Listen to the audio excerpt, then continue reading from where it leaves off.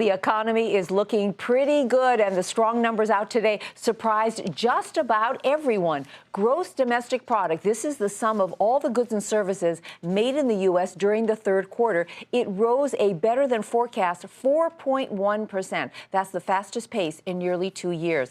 And the economy got a big boost not only from higher consumer spending, but business spending as well. The improving economy was one bright spot President Obama could rave about in his end-of-the-year news conference at the White House today.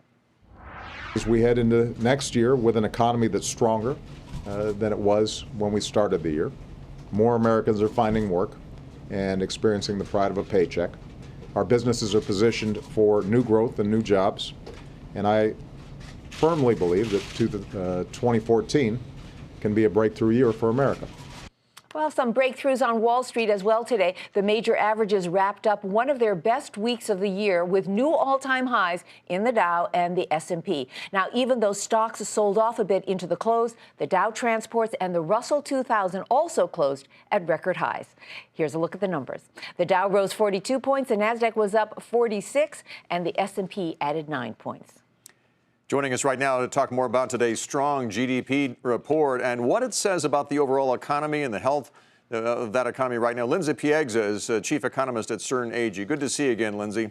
Thanks for having me. Is this growth sustainable, do you think?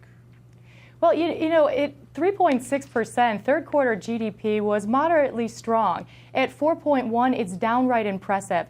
And even the combination of growth was much more balanced in this second revision. As we see consumption, the key to the economy, was actually revised up from 1.4 to 2%. But the problem is, even at 2%, this is really a far cry from the gangbuster levels that we'd like to see, and would like to suggest that we will see above 2% growth as we head into 2014. All right, but let's just say, Lindsay, that this momentum keeps going into the fourth quarter, into the first quarter of next year. What does that mean for interest rates? Will we see them going higher faster than we expected, maybe? Well, you know, for the first part of the question, are we going to see the momentum carry over into the fourth quarter? Because remember, still a third of the growth that we saw in the third quarter was inventory rebuilding. So as retailers, as businesses struggle to eat through that inventory in the fourth quarter, that will actually contract from what we see in terms of growth at the end of 2013. Now, going into 2014, again, I suspect that given the tepid pace of labor market recovery, we have seen the quantity of jobs increase, but the quality of jobs have kept wages very benign at this point. And that will keep growth at a very slow but positive pace and keep interest rates under control. And of course, this was the week the Fed announced they would begin tapering the quantitative easing program in January. I guess good timing, huh? Well, you know, what we saw in the third quarter GDP report was actually very much in line with the Fed's assessment of what we're seeing in the broader economy. The economy is on firmer footing, but it's not on strong enough footing to suggest that the Fed can begin to remove accommodation at a very robust pace. This was a very minimal reduction in monthly bond purchases to the tune of $10 billion.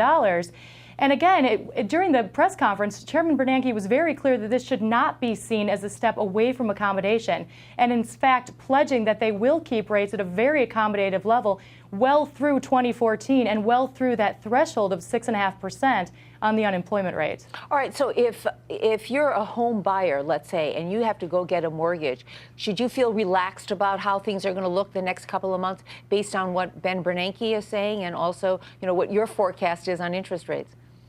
I certainly think so, although it's very likely that we do see a very slow, tepid increase in rates over the next several years. The idea that rates are going to shoot to the moon overnight really doesn't jive with the weakness that we're seeing in the underlying fundamentals of the economy. And the other shoe, of course, the jobs growth, you mentioned that. That's something that's job one for the Federal Reserve right now. With the kind of growth we're seeing here, is that the kind of growth that will promote more job growth in 2014?